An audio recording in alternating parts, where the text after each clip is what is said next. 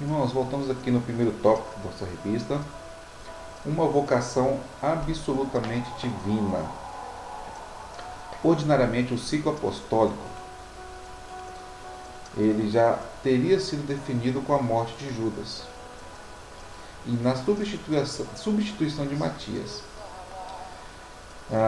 que está tudo registrado em Atos 1,16. Pedro toma frente na reunião e separa um para substituir Matias, substituir Judas, né? Aqui tudo indica ali se fecharia o ciclo apostólico em 12, como fechou em 12 os apóstolos de Cristo. Porque quando falamos dos apóstolos, nós falamos sempre os 12 e Paulo, ou Paulo e os 12. Não tem como tirar isso. Não vou entrar nessa questão de apostolado, porque é tema para muito assunto aqui hoje. Então vou restringir isso aqui. O que eu posso dizer a princípio com muita tranquilidade é que a maioria dos eruditos dizem: apóstolo bom, apóstolo verdadeiro são apóstolos mortos. Não existe mais apóstolo. Se você tiver algum conhecido que é membro de uma igreja onde tem apóstolo, amém, eu vou fazer o quê? Mas a verdade que seja dita, apóstolo não existe mais. O ciclo apostólico ele fechou em Matias. Os 12 fecharam aqui em Matias. E é muito importante entender que por que Paulo então é também considerado apóstolo de Cristo. Eu separei essa imagem aqui, que é muito autoilustrativa, quando fala dos pré-requisitos aqui levantados por Pedro. Dentre os pré-requisitos, que está tudo registrado aqui em Atos 1, 16 a 26, seria ver Cristo. Quando você abre esses dois capítulos aqui, a dos Apóstolos 9 e 19, aqui fala que aqueles que estavam com Paulo, eles não viram a luz, mas eles ouviram uma voz. Dá a entender que eles, talvez quando Paulo caiu, eles poderiam estar olhando para outro lugar, mas eles ouviram a voz que Paulo ouviu. Só que em Atos 26, 12, diz que eles também, os seus companheiros, ouviram uma voz em hebraico e todos eles caíram ao chão com aquela forte luz. Irmãos, não tem como dizer que Paulo não viu Cristo. Isso não foi como se diz, uma revelação. Se fosse uma revelação, só Paulo teria visto. E é muito importante entender isso aqui. Se fosse uma revelação, como Paulo em outros momentos tem a visão, a revelação de Cristo, onde só ele vê Cristo, é diferente de mais pessoas ao seu redor, a ponto de cair, uns ouvir, outros já mais à frente ouve, mas uma voz em hebraico. Atos 26 fala em hebraico, Cristo falando com ele: por que me persegues? Então nós compreendemos com muita tranquilidade, sem nenhuma dificuldade, de que Paulo também ele foi acrescentado nesses pré-requisitos. Nos pré-requisitos que era receber no mínimo 3 para se tornar um dos apóstolos de Cristo. Naquela condição de líder, de eclesiástico. Era receber uma ordenança, como se diz, uma missão do próprio Cristo. Eles sofrer pelo ministério e ter visto Cristo. Paulo, queridos, o que ninguém previu, que antes do ciclo se fechar, é que esse elemento, Paulo, ele iria ser acrescentado.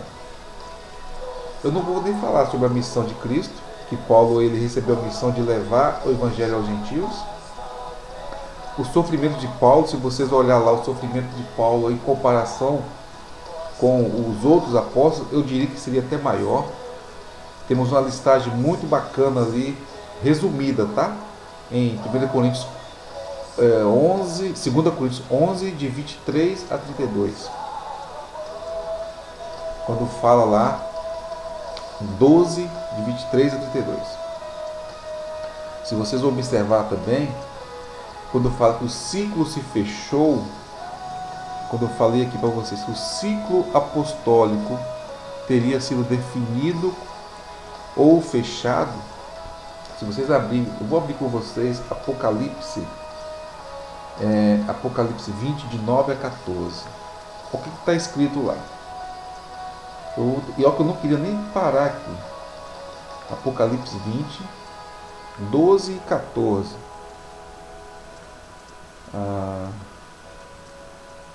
Perdão, Apocalipse 21. Isso aí. Quando tem os relatos de João da Nova Jerusalém. Eu não vou ler tudo, só vou ler o 12. O 12 fala que tinha um grande alto muro com 12 portas. Nas 12 portas do 12 anjos, com o nome escrito sobre eles, os nomes das 12 tribos de Israel. 12. No 14 fala: o muro da cidade tinha 12 fundamentos, e nele estavam escritos os nomes dos 12 apóstolos do Cordeiro. Então é algo assim, o ciclo tinha se fechado. Mas Leandro, cadê Paulo? Aí é outra questão. É outra questão, né? Que devemos trabalhar isso mais para frente. Não vou, como diz, não quero me aprofundar nessa questão de apostolado aqui. Mas que esta vocação que Paulo recebeu foi uma vocação divina. Paulo ele se dizia o menor de todos os apóstolos. E quando falamos da vocação divina, é muito lindo entender isso que Paulo fala sobre ele. Em 1 Coríntios 15, 8, 9, ele se acha o menor de todos os apóstolos.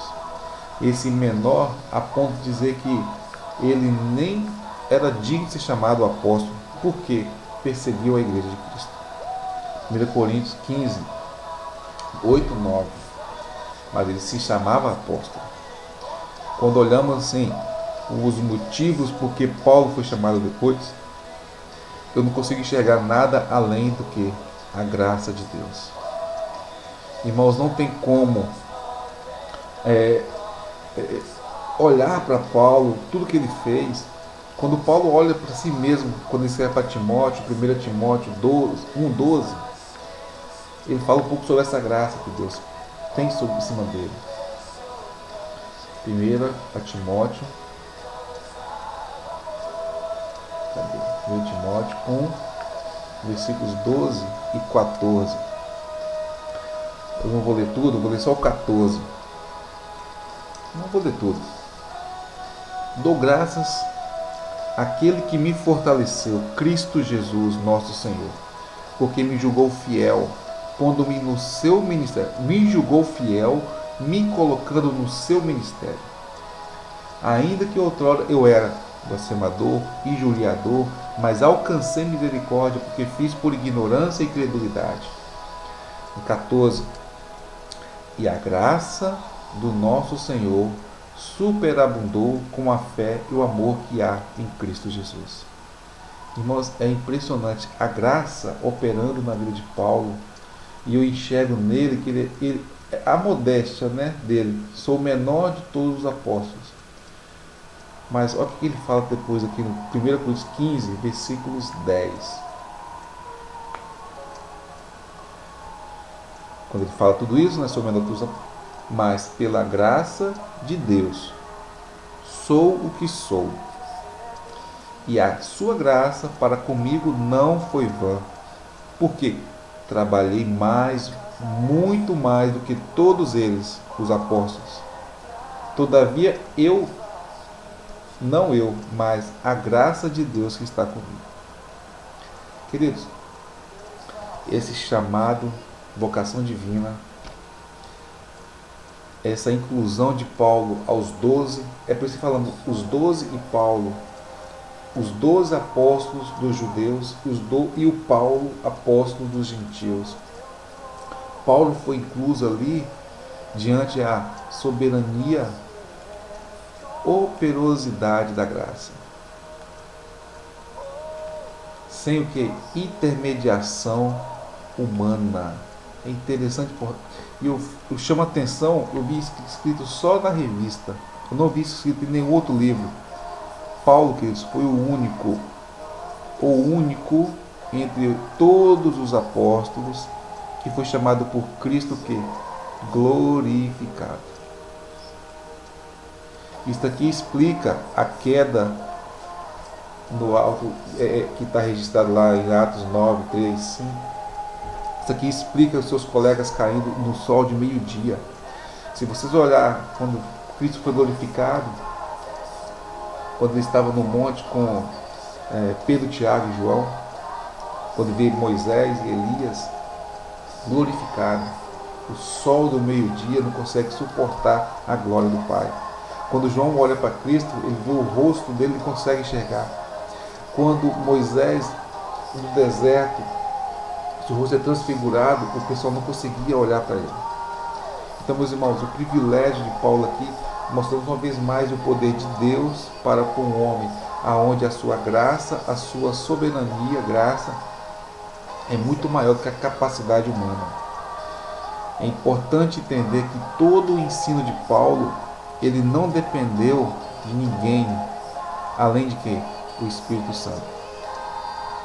Amém? Possamos guardar isso conosco, porque é um terreno muito escorregadio. O que hoje os pessoal estão fazendo aí de eu sou apóstolo porque tive uma visão, porque Cristo apareceu para mim. Paulo fala em Gálatas 1:8-9 que tudo aquilo que vier fora da Escritura, que vier fora do que eles estão ensinando, seja o que? Anátema. Gálatas 1:8-9. Mesmo que ou anjo ou eu mesmo desça dos céus e pregue outro evangelho, que seja o que? Anátema. E hoje temos visto muitos anjos aparecendo aí em muitas religiões, pseudo-religiões, e trazendo novos evangelhos, trazendo novas visões. E Paulo já falou isso desde quase 2000 anos atrás, né? Para a gente tomar cuidado com isso. Tomar cuidado com essas novas visões, novas revelações, novas intermediações humanas. Amém?